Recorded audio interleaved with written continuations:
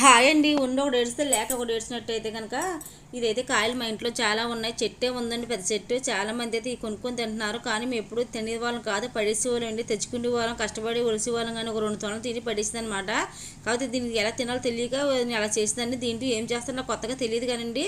కాకపోతే నేనైతే మామూలుగా తొనలు అయితే ఒలుచుకొని తినేసిదాన్ని. దీని అయితే పెప్పర్ పనసకాయ అంటారండి. చాలా మంది కూడా దీని పేరు కూడా తెలియదు అంటున్నారు.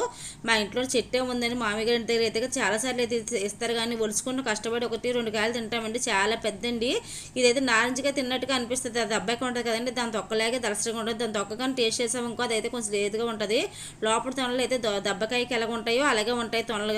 దాని లోపల పల్పీగా ఉంటాయండి. దానిది పుల్లగా తీగా ఉంటుంది అన్నమాట. ఇది బాగా పండిపోయిందండి. 15 రోజులు అయితే అవుతుంది తెచ్చి. మొన్న అయితే తాటికలు తెచ్చిన కదా, ఆ రోజైతే మామయ్య గారు ఇచ్చారు. కానీ నేనైతే తినడం మానేసి పడేద్దాను ఇంకా 2 డేస్ ఉంటే కనుక. కాకపోతే నాకు యూట్యూబ్లో వీడియో కనిపించింది అనమాట. ఒకరు కొనుక్కొని తింటున్నారు అనమాట, అమ్ముతున్నారు. ఒక ఆవిడ సేల్ చేస్తున్నారు అనమాట. నాకు అనిపించింది వీరందరూ కొనుక్కొని తింటుంటే నేనేటి ఇవి పడేసుకుంటున్నాను అనిపించింది అనమాట. మా ఆయన గారితో సండే అయితే ఒలిపించానండి. ఒలిపించి ఇంకా మా అత్తగారు కొన్ని తినేసారు. నేనైతే ఉప్పు కారం జల్లుకొని తింటున్నాను. సూపర్ టేస్ట్ ఏంటండి. విన్నాళ్ళు చాలా మిస్ అయిన అనుకున్నాను. Okay, bye. ప్లీజ్ లైక్ చేయండి.